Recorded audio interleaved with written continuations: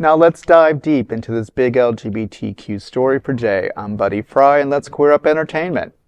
The Met Gala represents the most queer moments in history. When it comes to high fashion, drama, and bold statements, the queer community doesn't just attend the Met Gala, they define it and define it well. From iconic entrances to political fashion statements, LGBTQ stars have left their heels, hats, and hearts on the Met steps, creating some of the most unforgettable looks in the event's history. Let's start with Andrew Scott, Janelle Monáe, Cole Escola, and Colman Domingo, who stunned at the 2024 gala. Symone's 2021 look was an explosion of beauty and power, while Dan Levy attended the 2021 Met Gala celebrating In America, a Lexicon of Fashion. Lady Gaga in 2019 delivered multiple looks in one, an entire performance art piece. Lena Waithe made two powerful appearances, one in 2018 and another in 2019. How can we forget the late fashion legend André Leon Talley in 2004? Billy Porter's unforgettable 2019 entrance and Lil Nas X's appearance in 2021? Designer Symone Porte, Jacquemus, and Bad Bunny appeared on the Met Gala red carpet in 2023. Even allies like Cardi B gave the queer community life with her in 2019. Needless to say, at the Met Gala, queer stars don't just walk the red carpet, they own it. So which Met Gala moment was your favorite? Last night, the Met Gala 2025 saw several prominent queer moments, especially with the theme of Superfine Tailoring Black Style, which highlighted Black dandyism and Black queer excellence. Celebrities like Colman Domingo, Doechii, and Kendall Jenner made notable appearances celebrating the theme and their personal styles. The event also featured a blue carpet with daffodils, a flower linked to dandyism and queer culture, further emphasizing the theme's relevance. I mean, come on. We're the gay community. Come on. I mean, Jesus. Right. You know, we're the gay community. We are creative at heart, and we explode with drama. Please. I mean, I'm surprised RuPaul wasn't up there at some... She has been. She's been there.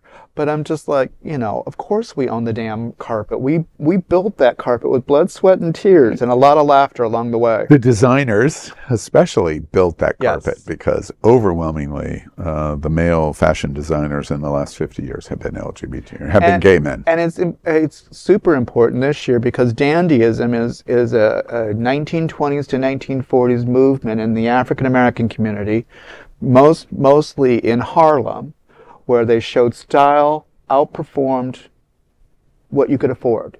You know, you chose your style based on what it was, and you made it something special.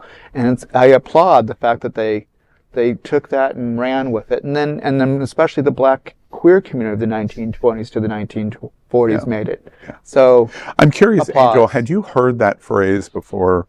It's been popular for the last week. Dandy and dandyism. Is that a phrase you had heard before? Never heard of it before. Yeah. I mean, it right. Like I looked up a little bit to see, just like some of the looks, right? So, Cardi B.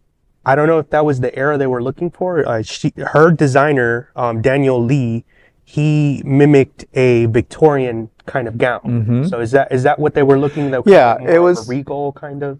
It's all about Showing. It was showing in the Black community that Peacocking. you had, exactly, that you had style, and style wasn't necessarily based upon how much you could afford. Okay. It was about creating style that made you stand out. Okay. You know, it's about being creative, regardless of who you were in society. So it's kind of like, I mean, I've watched the show Pose, right? Yes. Kind of like Pose. Yes, Okay. kind of like Pose. I mean, that's a modern version of dandyism. It's a more modern version. The most powerful fashion voice in the world is Anna Wintour. And the executive editor of Vogue, it's one of the Condé Nast magazines. I was never a big fan of hers until this year. She is the inspiration of The Devil Wears Prada. Exactly. The character, Meryl Streep's character in The Devil Wears Prada is Anna Wintour. not a big fan of the character. It was an amazing performance, but not a big fan of how she operated and treats. And you wonder if she was that. This year, she softens my heart a little. And the reason is because it was very brave. This year, beyond the spectacular things that we watched on the carpet last night at the Met Gala, she softens my heart a little because she was so brave. She flies in the face of the rejection of diversity and inclusion with the Met Gala. So without being overtly political, without smacking Donald Trump, who was a New Yorker, in the mouth, she said, let's look at diversity and inclusion in a different way, and finds the thread to do it via fashion. And that's the reason I ask you about dandyism. I just want to point out a couple of things that maybe our viewers are not aware of. Dandy is a word that I was familiar with, but it is a negative word. It is calling you faggot, queer, effeminate. It's using, especially in the black community, you're a dandy from the 1920s. It was a slur. Dandyism was a reflection of peacocking in Harlem. Showing off just a little bit. And showing off just enough. And whether somebody agrees with the observation I just made on the word of dandy and dandyism, okay, well, that's up to your opinion.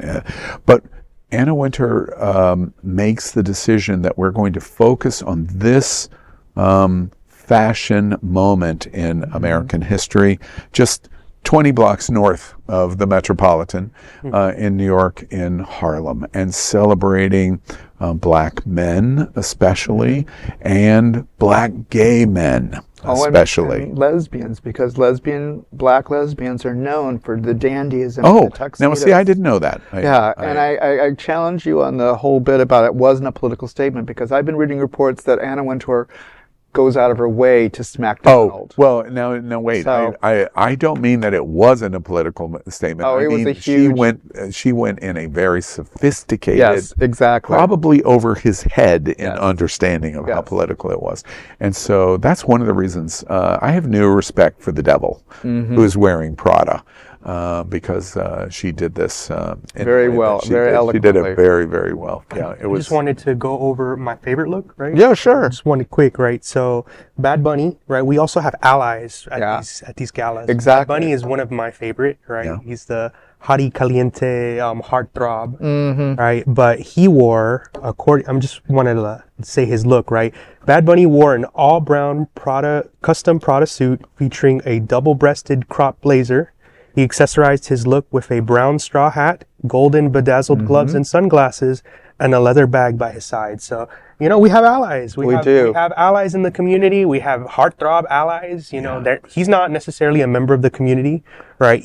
He expressed publicly that he is a heterosexual, but he did say in a 2020 interview with Los Angeles Times that at the end of the day, I don't know if in 20 years I will like a man. One never knows in life, but at the moment I am heterosexual and I like women, end quote. Fabulous. So, we have allies. One of the things to close the story conversation up that I think is really interesting in this dire kind of time that we are at, I encourage you to not only watch the carpet entrance, the media entrance, the canyon into the Metropolitan, the costuming is amazing. But go to your Google machine and type in dandyism and read about what the Devil Wears Prada was trying to tell all of us. It'll make you smile if you do that.